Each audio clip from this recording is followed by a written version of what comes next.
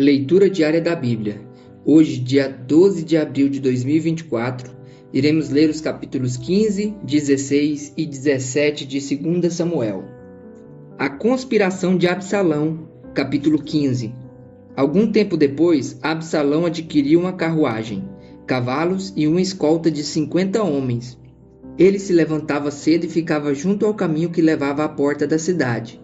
Sempre que alguém trazia uma causa para ser decidida pelo rei, Absalão o chamava e perguntava de que cidade vinha. A pessoa respondia que era de uma das tribos de Israel, e Absalão dizia: "A sua causa é válida e legítima, mas não há nenhum representante do rei para ouvi-lo." E Absalão acrescentava: "Quem me dera ser designado juiz desta terra?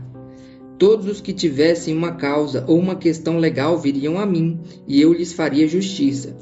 E sempre que alguém se aproximava dele para prostrar-se em sinal de respeito, Absalão estendia a mão, abraçava-o e beijava-o. Absalão agia assim com todos os israelitas que vinham pedir que o rei lhes fizesse justiça. Assim, ele foi conquistando a lealdade dos homens de Israel.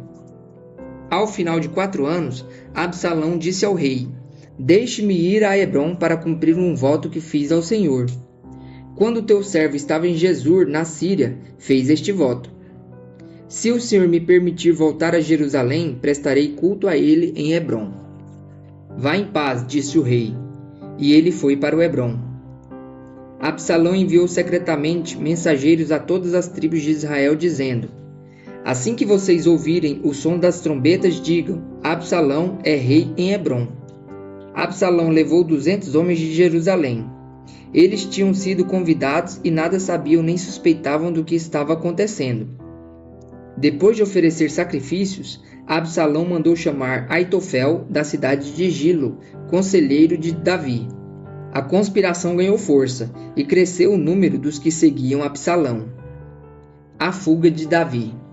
Então um mensageiro chegou e disse a Davi: "Os israelitas estão com Absalão." Em vista disso, Davi disse aos conselheiros que estavam com ele em Jerusalém: "Vamos fugir, caso contrário não escaparemos de Absalão. Se não partirmos imediatamente, ele nos alcançará, causará nossa ruína e matará o povo à espada." Os conselheiros do rei lhe responderam: "Teus servos estão dispostos a fazer tudo o que o rei, o nosso senhor, decidir." O rei partiu, seguido por todos os de sua família. Deixou, porém, 10 concubinas para tomarem conta do palácio. Assim, o rei partiu com todo o povo. Pararam na última casa da cidade, e todos os seus soldados marcharam passando por ele, todos os queretitas e peletitas e os 600 geteus que os acompanhavam desde Gate. O rei então disse a Itaí de Gate: "Por que você está indo conosco? Volte e fique com o novo rei, pois você é estrangeiro, um exilado de sua terra. Faz pouco tempo que você chegou. Como eu poderia fazê-lo acompanhar-me? Volte e leve consigo seus irmãos. Que o Senhor o trate com bondade e fidelidade." Itaí, contudo, respondeu ao rei: "Juro pelo nome do Senhor e pela tua vida que, onde quer que o rei, meu senhor, esteja, ali estará o teu servo, para viver ou para morrer." Então Davi disse a Itaí: "Está bem, pode ir adiante."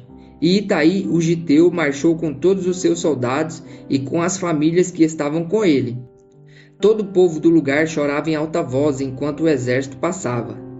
O rei atravessou o vale do Cedron e todo o povo foi com ele em direção ao deserto.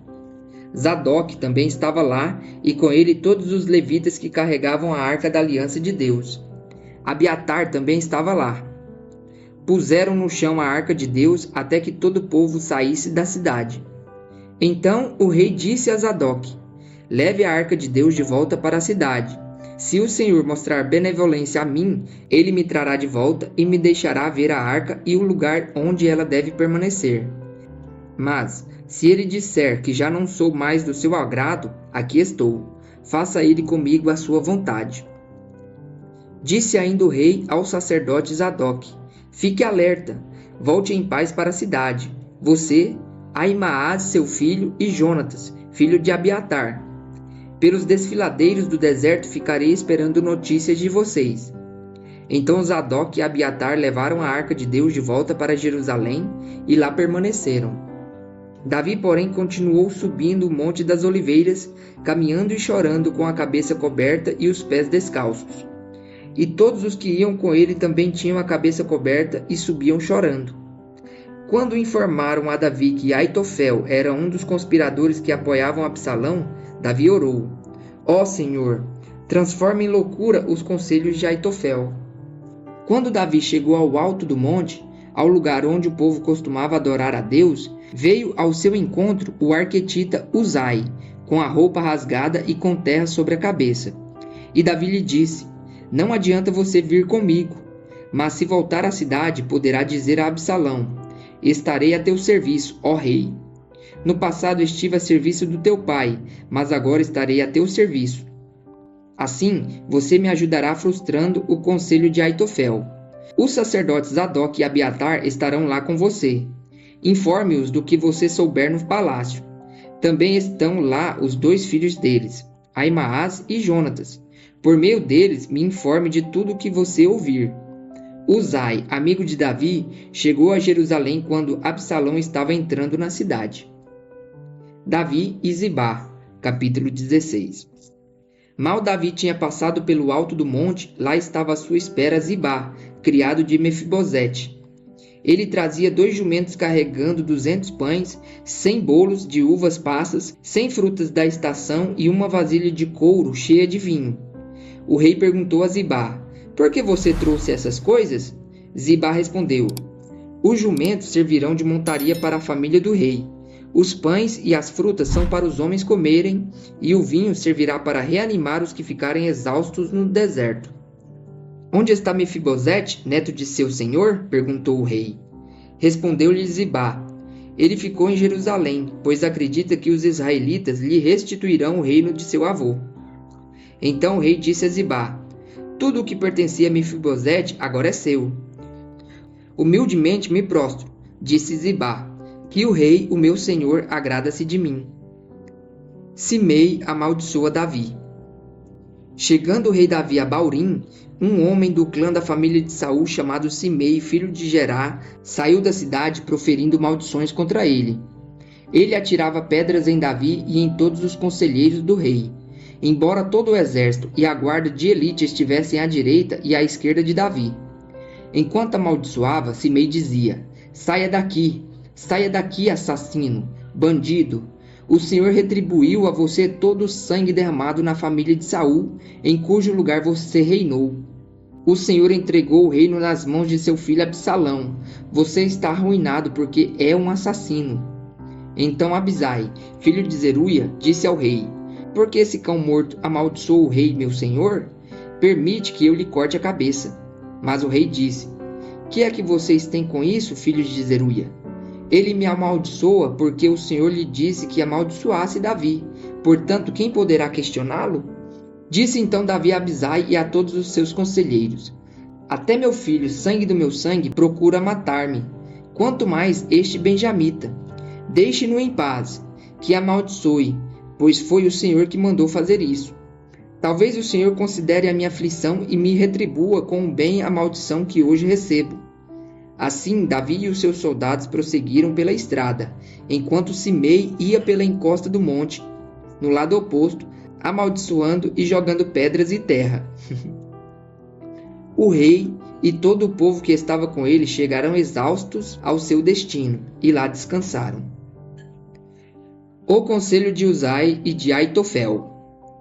Enquanto isso, Absalão e todos os homens de Israel entraram em Jerusalém e Aitofel estava com eles.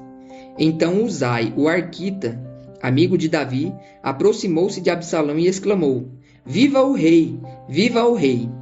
Mas Absalão disse a Uzai: É essa a lealdade que você tem para com seu amigo? Por que você não foi com ele? Respondeu Uzai: Não, sou do escolhido do Senhor, deste povo e de todos os israelitas, e com ele permanecerei. Além disso, a quem devo servir? Não deveria eu servir ao filho? Assim como eu servi ao teu pai, também te servirei. Então Absalão disse a Aitofel: Dê-nos o seu conselho. Que devemos fazer?